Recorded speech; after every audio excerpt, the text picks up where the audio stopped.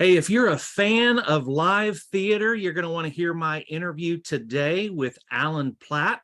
He is a co-director of an upcoming show at the Hayswood Theatre titled The Drowsy Chaperone. Allen, thanks for joining us today. Sure. Thanks for having me. I appreciate it. Hey, you've got this show coming up, and I love the title of it. I love the plot. But before we dive into that, for those who don't know, talk to us about the Hayswood Theatre. I mean, it's been a gem in the local community for quite some time.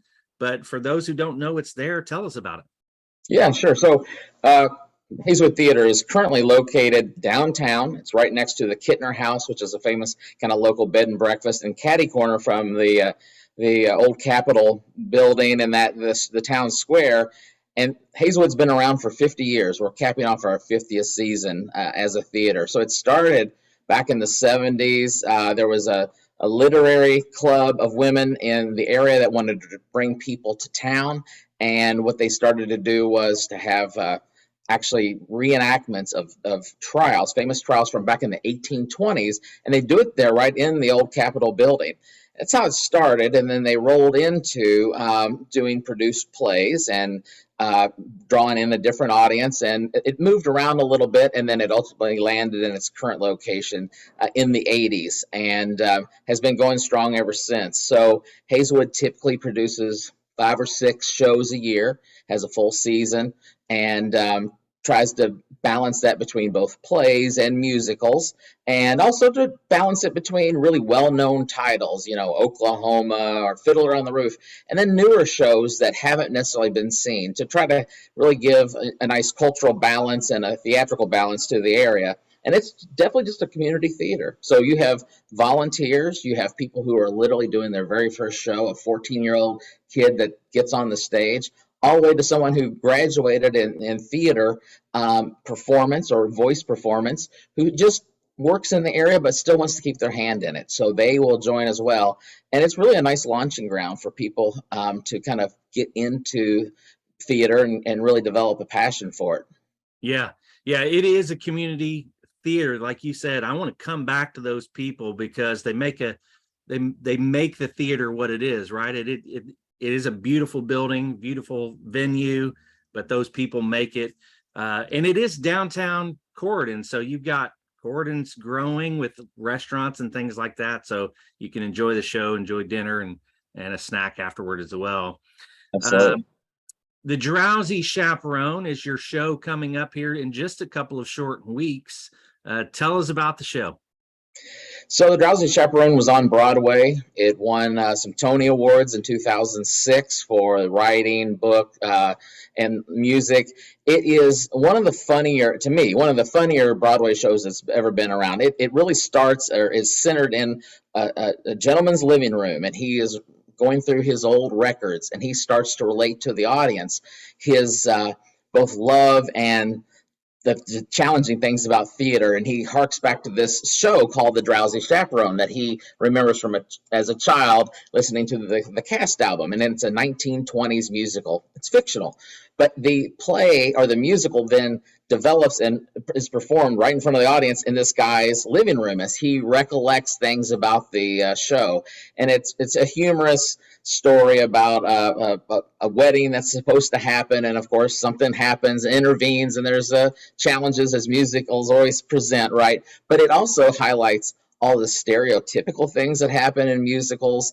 It touches on some of the problematic areas that musicals and theater had back in the day.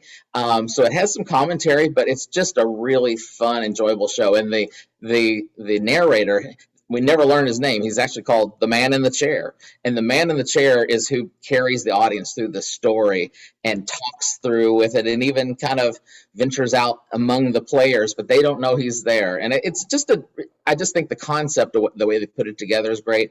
I think it has some music in it that really are those kind of songs that stick with you. Mm-hmm. And I think it probably reminds me of why we, at least because I love theater, why we kind of carry these shows with us for so long, and they stay with us, and the music stays with us, because it kind of explains that love of theater and that connection. Yeah, yeah. And you're for me personally with the musical, you're you're attaching a song with a story, and so both of those, like you said, kind of lodge in your mind for forever. Yeah, absolutely. Yeah. Well, so you've got the local community. You're bringing Broadway to Corydon in a sense. Tell us about the people that make up Hayswood Theatre. I mean, you kind of gave a little bit of a synopsis there, but tell us about the actors and actresses and cast that make up the show there at Hayswood.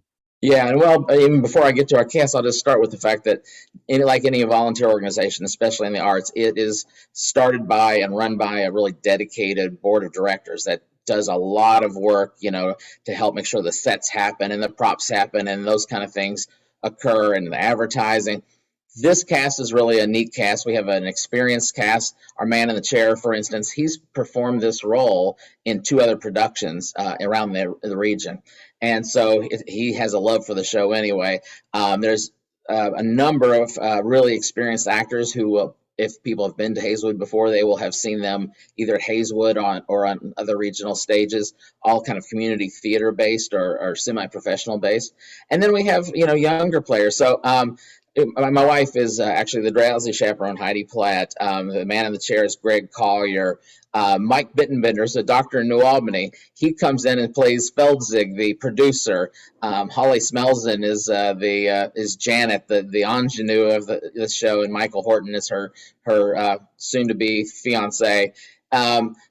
And lots of other folks I could name, but really I think that what's so neat too is then you look around behind the stage and up in the light booth and you see those people who help make it happen.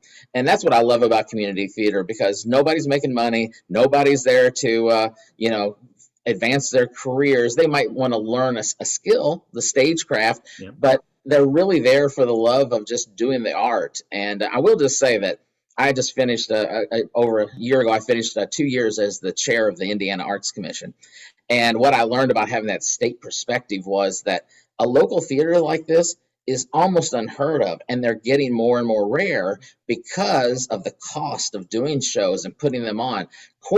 It's an amazing story that Corydon has really supported this theater, and that's why we really hope that people will come out, not only to our show but to future seasons, because without them the show doesn't go on. And it's only a 70-seat theater, so you got to sell those tickets. And we're just really thrilled to be able to put this show on. And I think it'll be a blast for people to come see. Yeah, absolutely. Well, and the thing that I want to highlight, and you've touched on it, is these are people from within our community. They're not full-time actors and actresses. They have day jobs, so you might run into them during the day and then see them on stage at night. So it really is for the love of the game, isn't it? Absolutely, yeah. And like some of the performers we've had on stage will have been in 20, 30, 40, 50 productions around the region. I mean, they are really good. Could they be professionals? Many of them could be. But yeah, this is just a part of their life, and it's a passion. I don't even think it's a hobby. I think it's a passion for these people. And the neat thing, the community that develops around the show, that you get to know these people and you really put your kind of blood, sweat, and tears into it, and then you do this production, and then it's gone. It's like a lot of art. It just comes and then it's gone, and it's a super neat experience for all of us. And but you're absolutely right. Those folks are our day-to-day neighbors and our doctors, and I'm an attorney by day, and yeah, so we're all out there, but again, we all want to be involved in this passion. Yeah. Hey, Alan, I hadn't planned to ask you this, but for someone watching this to say, hey, I've always wanted to try acting, or I did it before and then life got in the way. Is Hayswood a community that welcomes newcomers and holds their hand through that process? Absolutely. There's open auditions for shows. They're advertised. Typically, they happen so on the heels of our show. As soon as our show gets up, the auditions for the next show will take place. So there's the next show is called She Kills Monsters. That will be auditioning here, just in a couple weeks.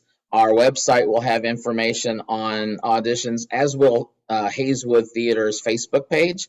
So people absolutely should go and do it. And really, that's how a lot of folks get involved. They were involved maybe high school, maybe did some community theater before they had kids or before they got busy with life, or they even did it in college as a major, but they want to get back into it, and it's a great place to do it. And it is an absolutely welcoming theater. In general, is typically a very welcoming community, and a great place just to dive back in and give it a shot. Great, great. So the Drowsy Chaperone opens in a couple of weeks. I want to say August 12th is the date. You can correct me on that. That's right. August 12th, opening day. We run for 3 weekends. Shows on Friday and Saturday start at 7:30. Sundays are matinees. Tickets are available at hayswoodtheatre.org. And Hayswood Theatre is TRE at the end. And Hayswood, a lot of times people in our region think it's Hazelwood, but it's HAYSWOOD, Hayswood Theatre in Corydon, Indiana. But we'd love to have people come and see us and join us, and I think they'd really get a kick out of it. Yeah, absolutely. Well, again, the Drowsy Chaperone at the Hayswood Theatre. Allen, we'll put a link to the Hayswood Theatre page and help you spread the word. We'd love to get you packed out for 3 straight weekends. Folks, Hayswood Theatre is a gem in downtown Corydon. If you haven't been there, this is a perfect opportunity to see a comedy, and we all need to laugh more than ever. Allen, thank you so much for joining us today. Thanks, Mike. It's been great. Appreciate it.